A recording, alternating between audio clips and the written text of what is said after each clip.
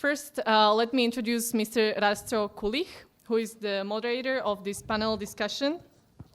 You probably know that Mr. Kulich is a country manager at the Google Slovakia, and he's also the chairman of the board of the Slovak Alliance for Innovation Economy. After returning back to Slovakia in 2011, he has co-founded the Slovak Google office with focus on scale-ups and e-commerce promotion. He has coined the term Danube Valley, and which also focuses, as was already mentioned multiple times, on the regional public and private partnership with a focus on innovation. Please welcome Rastislav Kulich on the stage.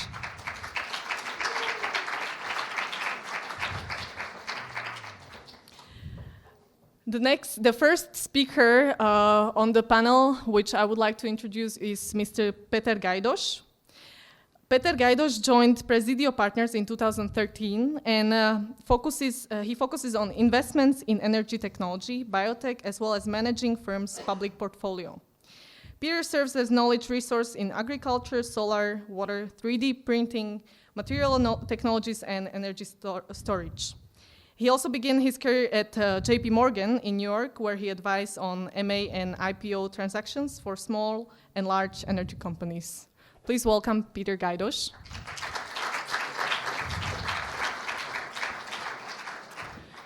It is my pleasure to also welcome the lady on this panel, Ms. Lenka Surotchak.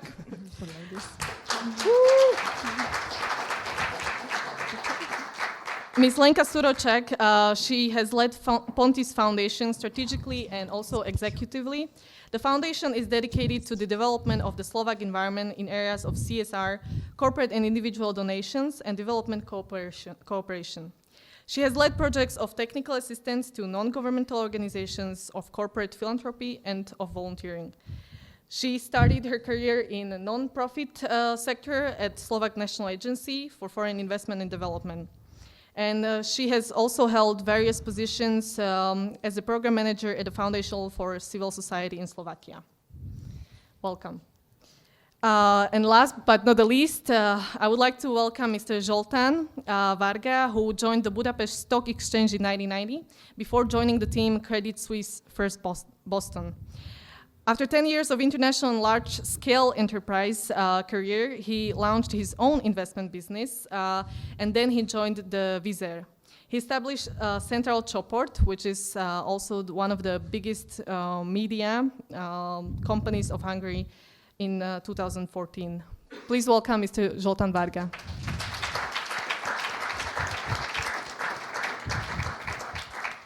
Rastislav, the floor is yours. Okay, so is the mic working now? Yeah, excellent. When I saw the questions on the Slido, which we will also use, by the way, I thought it would be actually good. I changed the strategy, and we're gonna start with a couple of slides on Danube Valley, and this is more of a thought starter of how this could work. I like to think that I coined the term Danube Valley, but I'm probably wrong on that. And I also, I was definitely not the first one who came up with the idea of clustering the countries in our region. So, what do you guys think? What was the most famous era in the history for this region, for the countries like Austria, Hungary, Czech Republic, Slovakia? What was in the history? I like that. Yes, absolutely. So we were definitely not the first to think about the Danube Valley. Yeah? So Austro-Hungarian Empire, whatever connotations it might have in our head, objectively, when you look into our region, this was probably the most famous time. Yeah, 1867, I think, started. And then in the First World War, we stood on the wrong side, so it dismantled us. But you know, the scale that we got there was definitely significant, and even in the global level. So, if the way I think about the Danube Valley, and let's also hear from our guests very soon, is it provides us with a scale sufficient enough to compete in today's global world. Yeah? If you want to compete with innovation hubs like London, Berlin, Tel Aviv, Singapore, and we need the scale. Slovakia on its own, Hungary on its own, Czech Republic on its own, however great they are, or Austria is probably not going to cut it, unfortunately. So that's why the idea of the Danube Valley came up.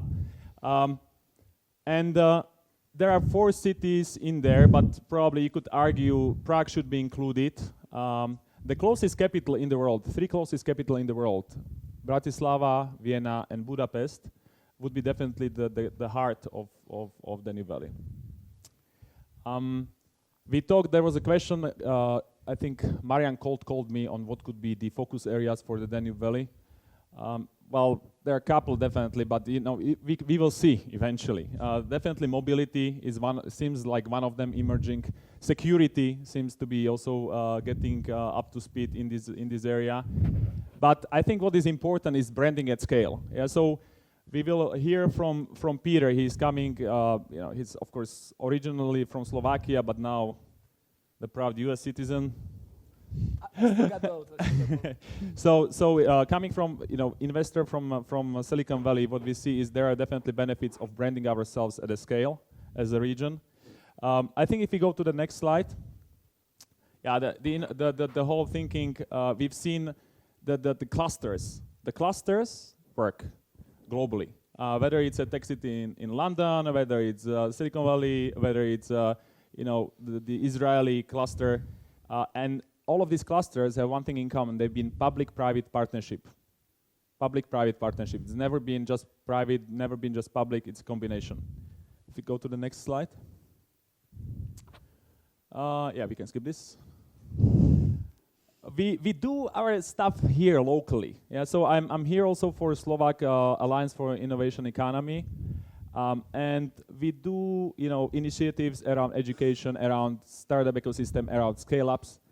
But it's just still on the country level, as I said, which I think is, you know, helpful. And I think each of the countries will need to do their homework locally. But I believe we need to do something beyond just countries. This was just the first cut. Actually, getting ahead of myself a little bit on this slide. As you can see, I already named Andrej Babiš a prime minister. But you know, we do have some capable, ambitious, and controversial leaders in this region. But really, I think it seems from the successful examples around the globe that we need to combine public and private, as I mentioned. I think it needs to be, well, the data shows and research empirically shows it needs to be private-led. It needs to make private, you know, economic sense, and then it works, yeah?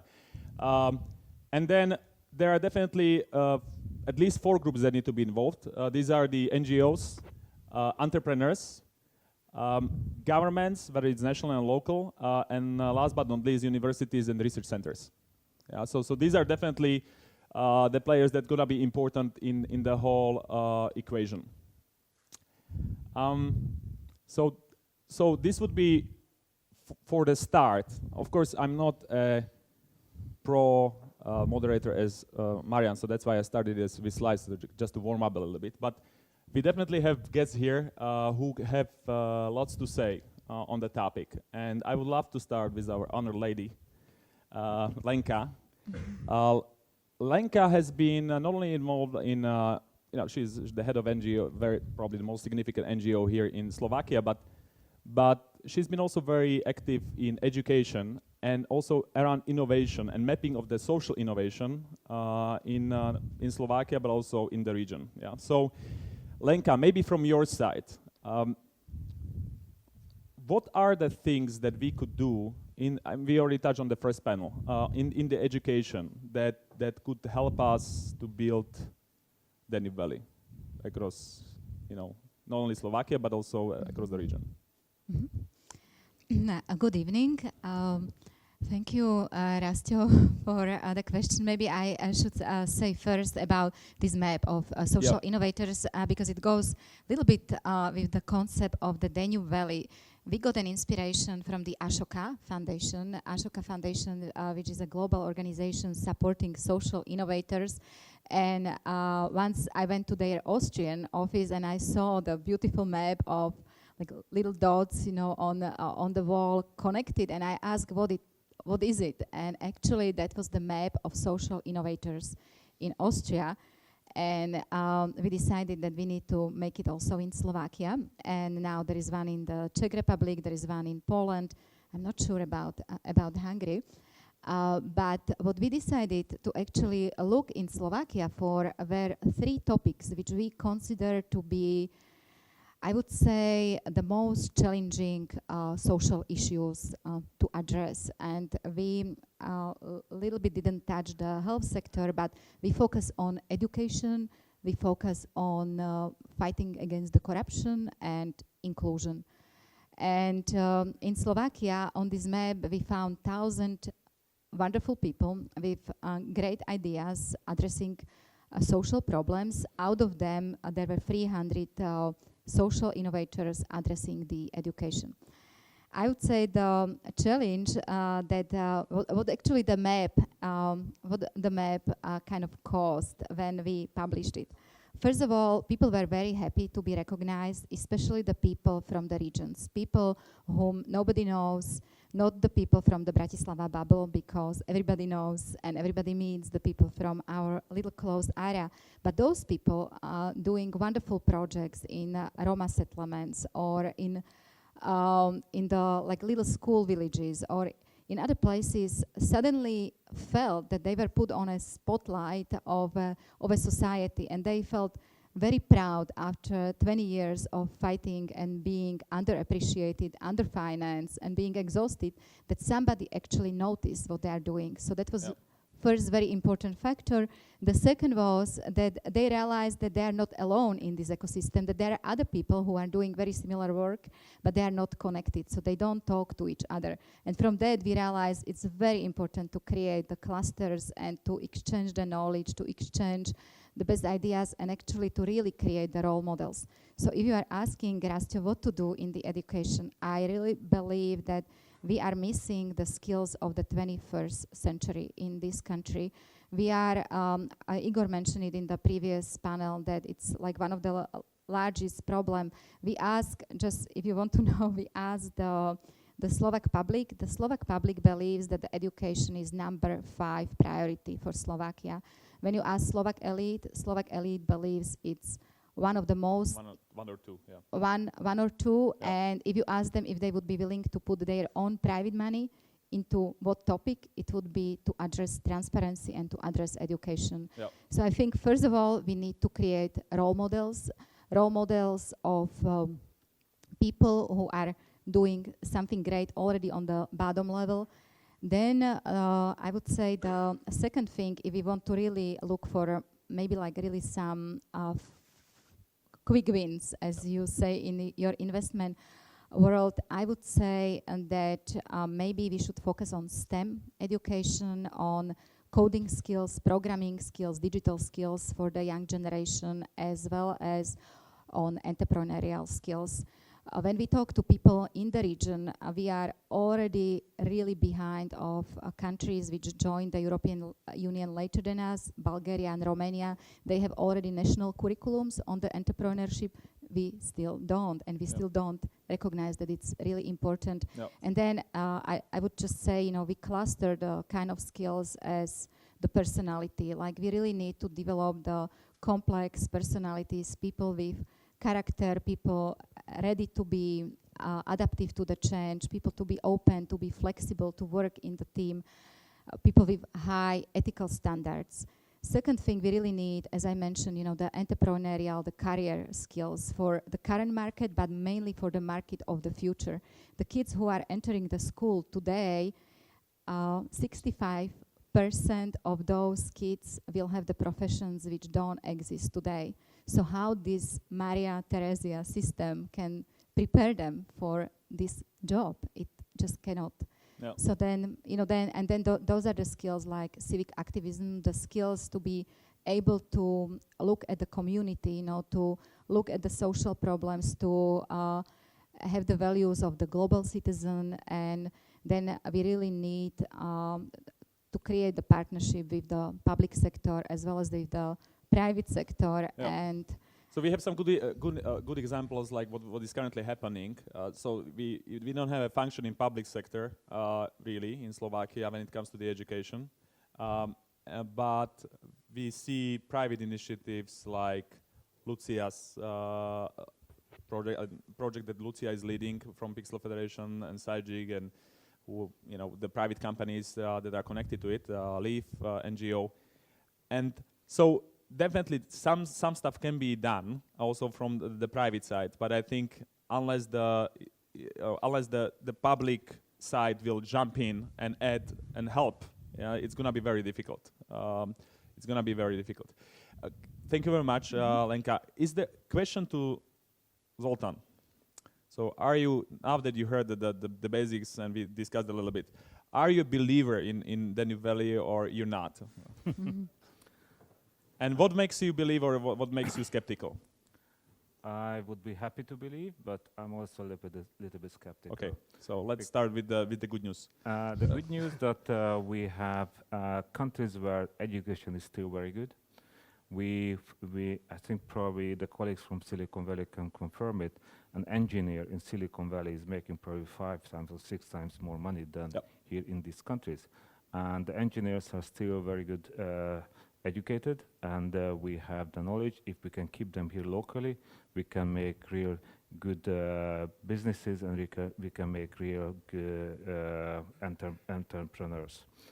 But on the other side, politics is over-dominating, and you can see what's happening in the V4, or let's see what's happening in Poland, Hungary especially.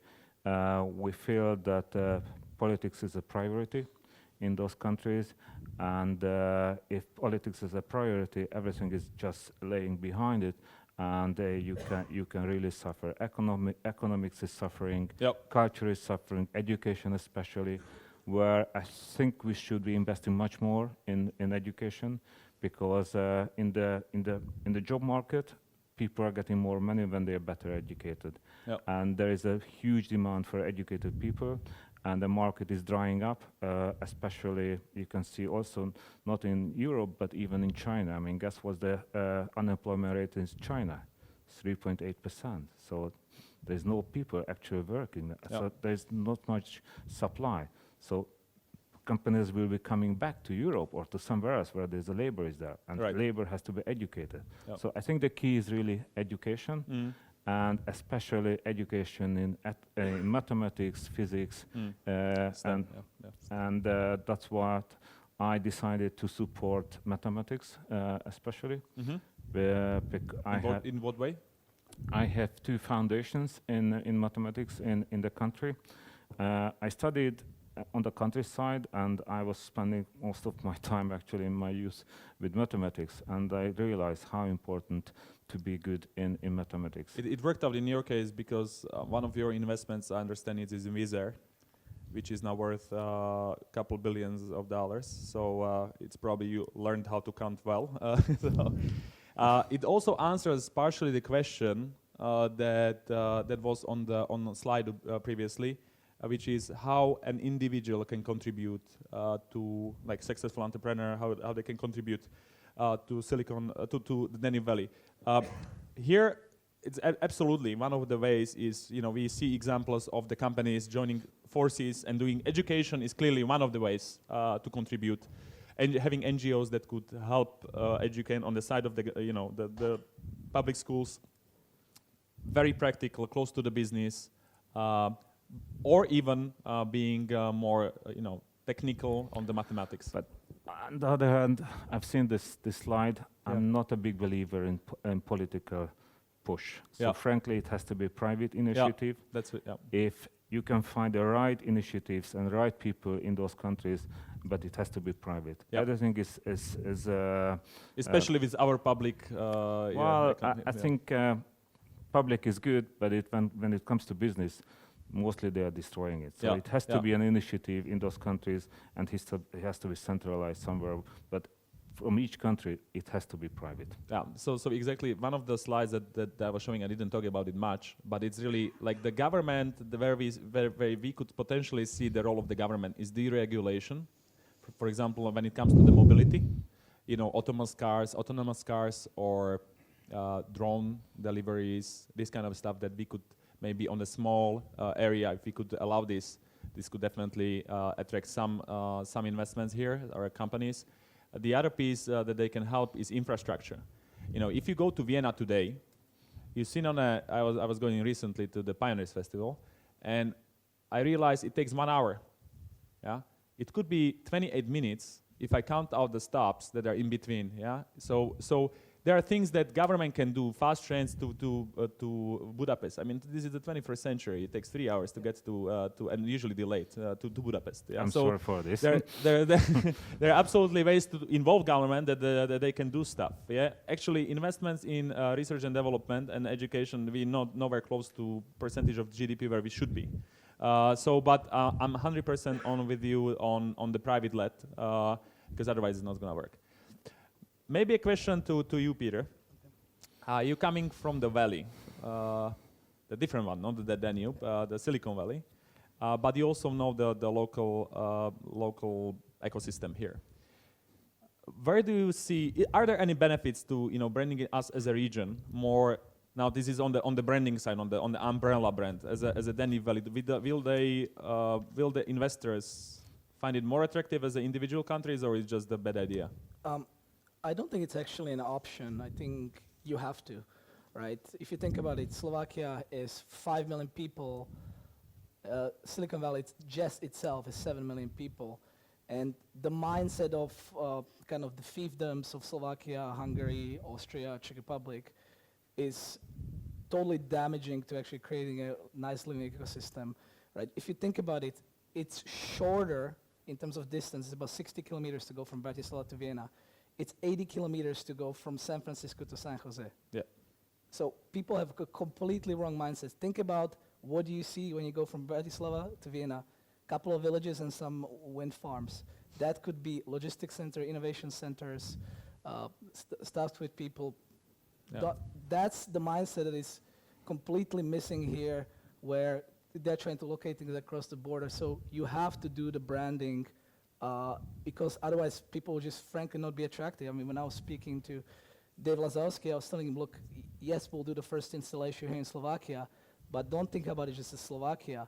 There's a whole world around us, and where you place it almost doesn't matter. It's going to benefit the region, and you have to start thinking about it because the region will be eaten alive. I mean, if you go to China, you see what they do there. It's with 1.3 billion people, you have to think in much bigger clusters. So, yeah, thank you for that, because I'm the idea came to my mind when I was in Google, and I was the country manager for Slovakia. Nobody cared, yeah. So nobody cares.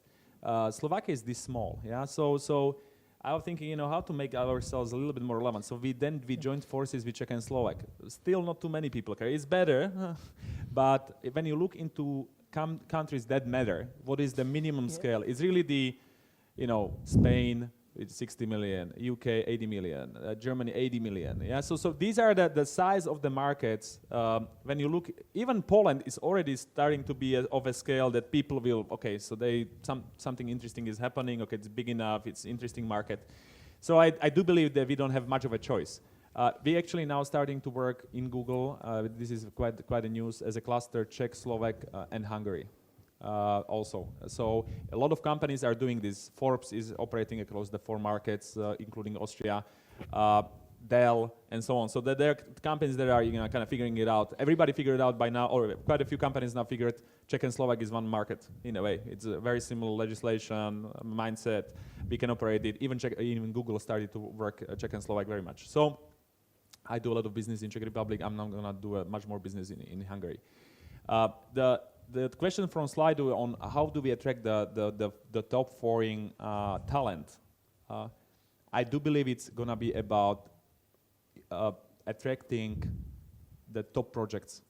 So top projects, and we see, and it's not the thinking, it's the empirical evidence. When you look into what kind of talent we were able to get into Aeromobile, people who were here, what kind of people we are able to get into the GA drilling project, the plasma bead drilling. This gonna be the eventually. It's like doesn't matter, these state incentives of a couple thousands of euro to bring the talent back. It's gonna be the top projects. So one piece that I didn't mention, but it's gonna be crucial. When you look into whom we are competing with, and there will be also questions on Slido on how do we compete versus the other European countries. Other European countries are also trying to get the investment. And absolutely, yeah, so we are competing with Poland, we are competing, a lot of, Spain is trying to get it into Barcelona, Dublin, UK, London, Germany, Berlin.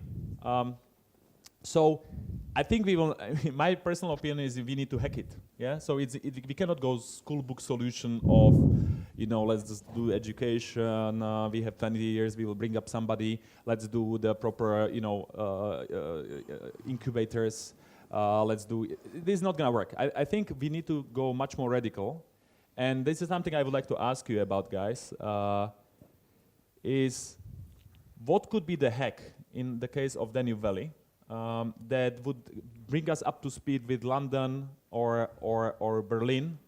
You know, whether some examples would include, you know, we do a separate area in on the border of Austria, Hungary, and Slovakia that would have a special tax system, that would have a special regulation.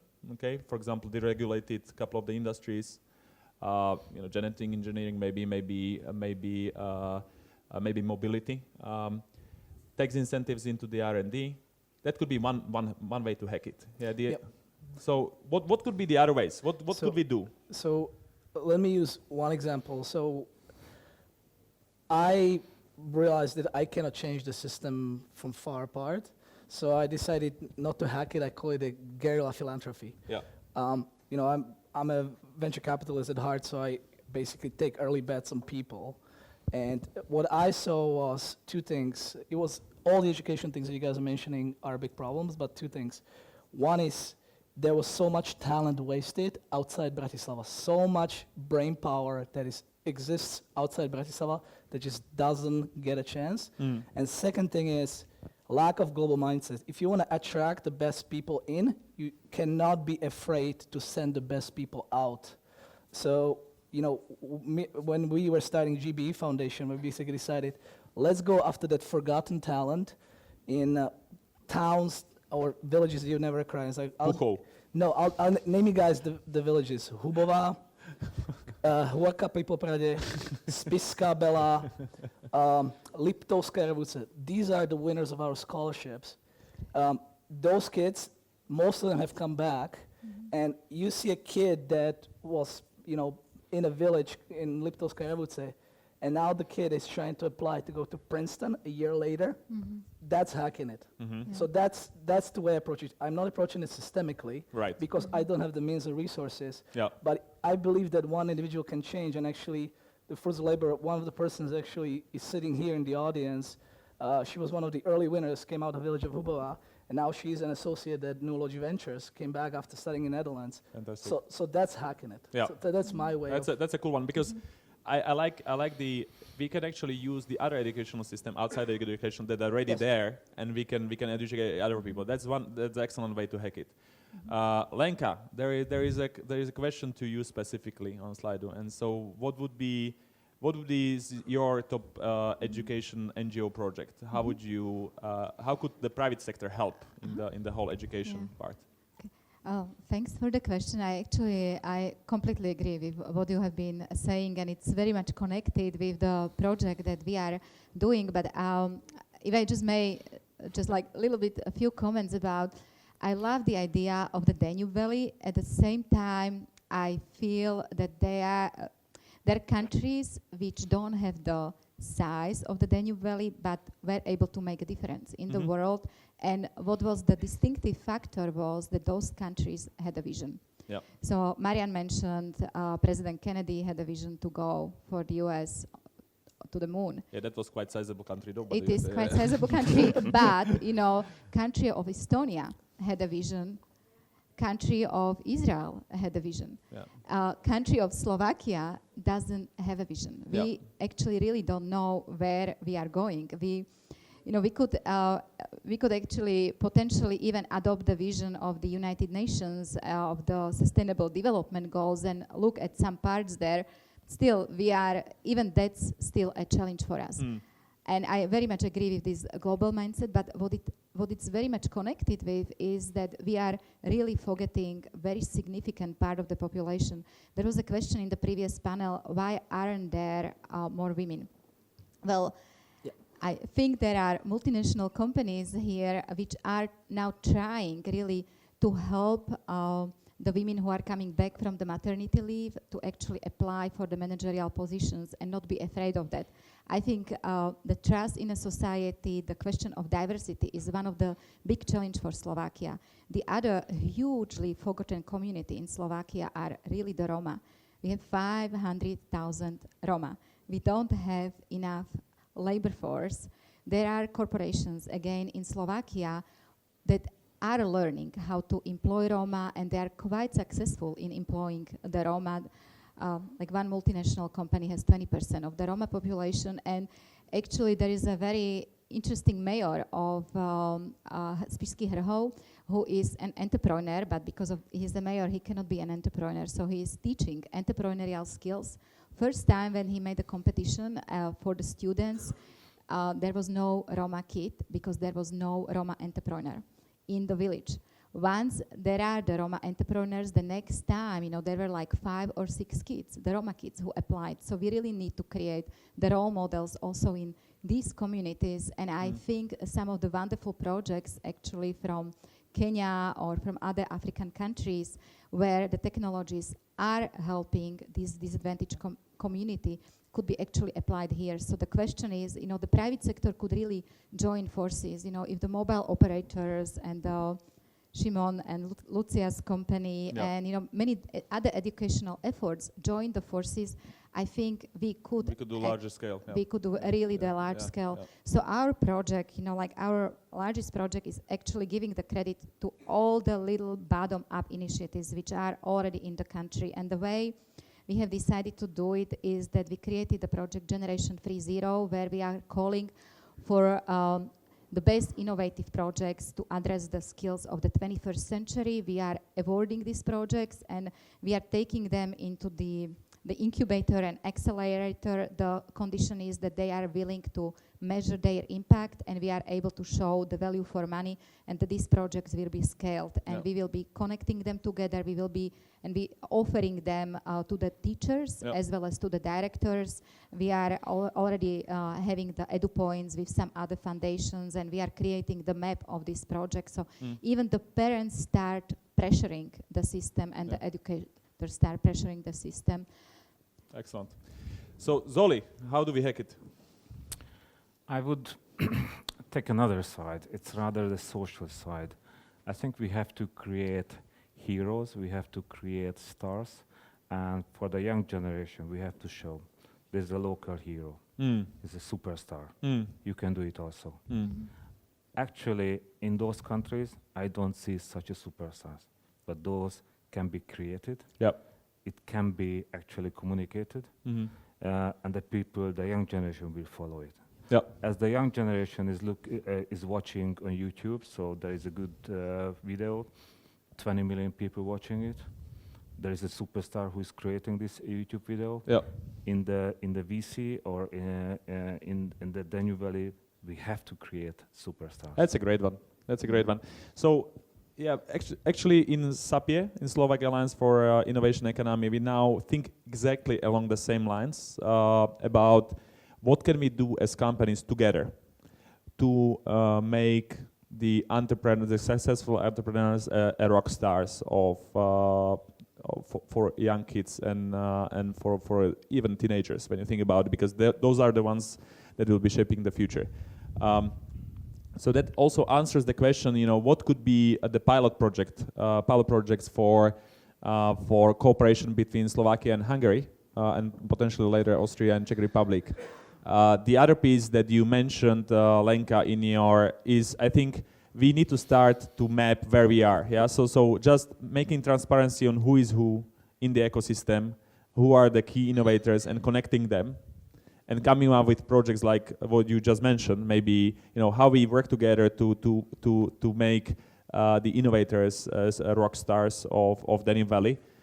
could be a good starting project. The projects around education, definitely, a la the butterfly effect, that is very close to business. And For instance, I would love to see a map with important names from those countries. yeah, The names I would actually follow on Instagram, who I would follow on Facebook. Yep. I can see what the guys are doing actually, ladies, what they're doing. So frankly, I would love to be the part of this community. excellent. But who's creating this community? We should create this community. Yes. So it should be a map with at least 10, 15 names from each country, and then I can see what they are doing, what is the project. Okay, I can copy, I can do it myself. So, and then the economy and this will grow natural as the social. So we, as a Slovakia, we have a bit of a benefit of a smaller country in a way as well. I'm gonna repeat, I'm promoting SAPIE a little bit too much, but as a part of the community that the trips with president that we have done with Andrej Kiska, innovation trips to different countries, including US and London and Israel.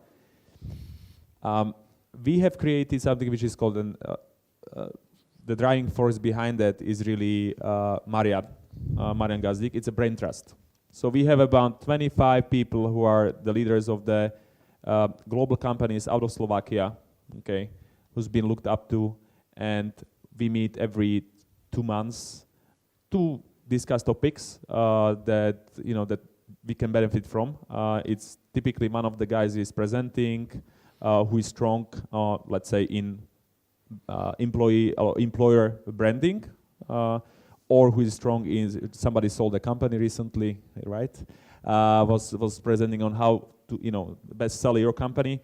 So we have the brain trust and we have a Slovak brain trust. I think having, for example, one way to do it is to have a regional brain trust where we could solve problems and opportunities for the region. Yeah, that could be. We have the same issues actually. We have similar issues. Yes. Exactly. Yes. I think it's education, healthcare, politics, whatever. Yeah. I mean, we are pretty similar. I mean, we as a media, we are entering in these countries because we see the customers is similar, frankly. Yeah. The purchasing power is almost the same size. So we know how to treat these countries, frankly. Yeah. So, if I just maybe like two little points to it. I think what's also very important, and it was on one of these slides, this public-private partnership. But we see in our countries, we see in Poland, that on the kind of a top of that political spectrum are the people who are sort of not very interested in pulling these countries forward because they are there for the very short term, and somehow they are very short term sighted. But at the same time, what's very interesting, and at least in our countries, when I see the Czech Republic and Slovakia, there are people who are already coming back with Western education who are interested in joining the public sector and I feel that it's very important to also communicate with them and to create the ecosystem of these very innovative and very practically and policy and career oriented and actually future oriented hipsters. Because those will be, I think those will be the people who will remain in these positions. Let's hope, and who can help us to join these ideas together. And then, if I just may say, like second, I think very big force behind all these efforts are the philanthropists. I think the people like two of you, people like Shimon, Lucia, the people who have been successful, who have made their money in an honest way, and who understand the value of the education, who understand the value of the transparency and anti-corruption, the rule of law, transparent judiciary. I really believe that those are the people who, if they put their own private money behind the right people, right causes, and right foundations or philanthropic initiatives, then will be even more engaged and with their business acumen and business understanding trying to find the solutions, and those will be the kind of solutions which will be really moving these places forward. So I think we talked about what's missing from the ecosystem. It's very clear to me what's missing, especially when you look at the deep technology side. This region does not have a top 50 university worldwide. And if you want a joint project, and by the way, I firmly believe governments should have no involvement in it, you need to build a top university in the next 5 to 10 years, complete greenfield. It can be done, it has been done, and it will have to be done. Leaf Academy is starting on a cheaper side, on the earlier side. It's not academy just for Slovaks, it's an academy for the regional people. I'm coming to terms with the idea. It's going to cost $100 million, but it will have to be done. You'll have to create a top university that will have basically be a cluster effect for top science and especially top business people, because we miss the management talent. Can I comment on? Yeah, please. I have a negative example actually, but it means a lot.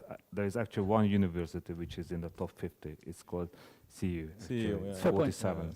Yeah, so I was pointing to an example as well. And actually, as far as I know, the university is going to leave Hungary very soon.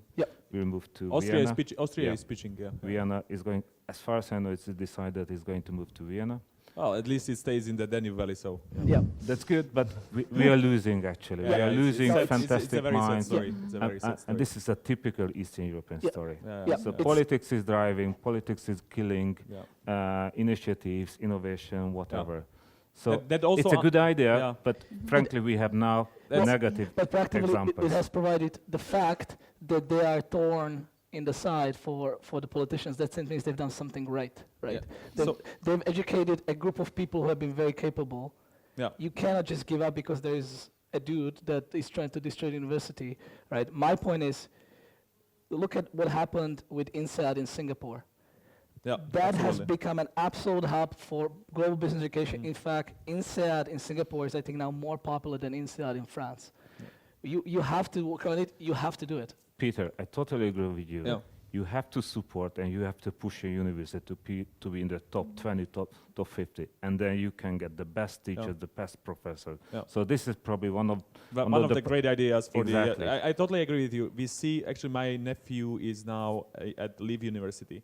It's like a little Harvard of I can say that it's a little Harvard of the region, really. Attracting the top people, whether it's teachers but also students, it's really top. It's a life changer.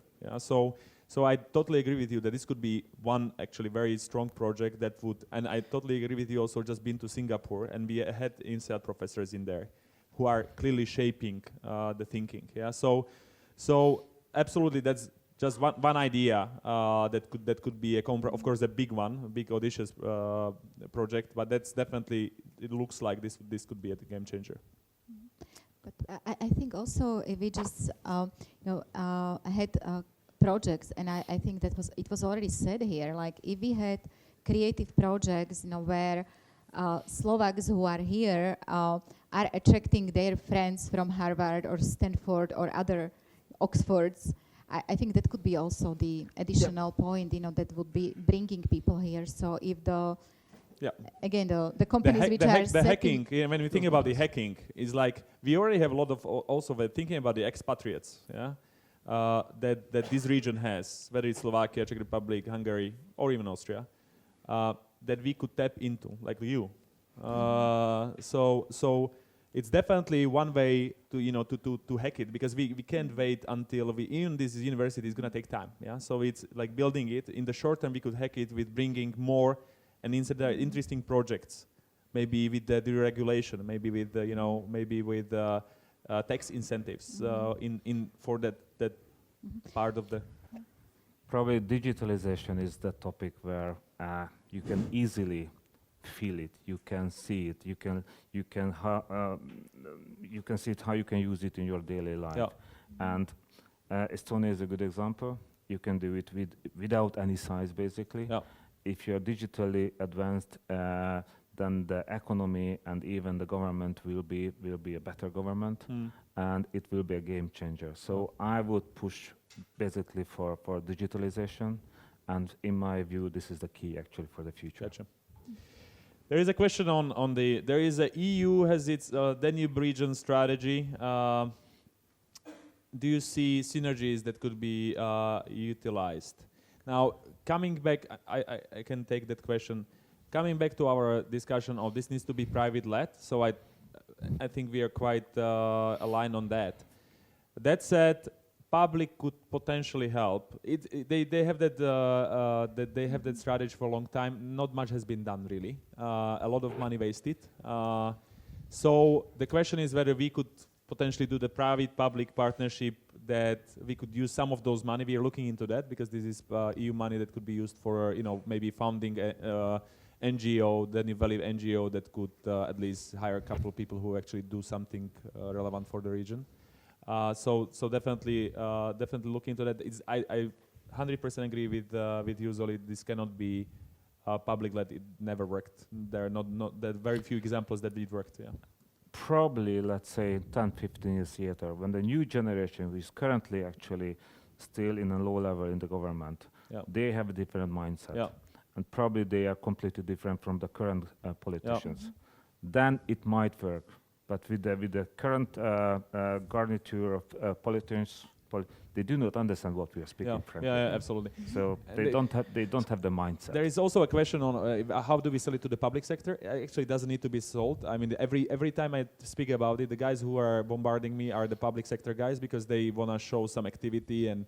But sorry to be a bit blunt, but. Of course, if we can get, especially, I mean, thinking about the governments that are probably the most helpful, probably the Austrian government could be the most helpful because probably the most competent of the four. Especially now with the young, ambitious leader, the youngest prime minister. So maybe there, if he's selling to anybody, that would be the person.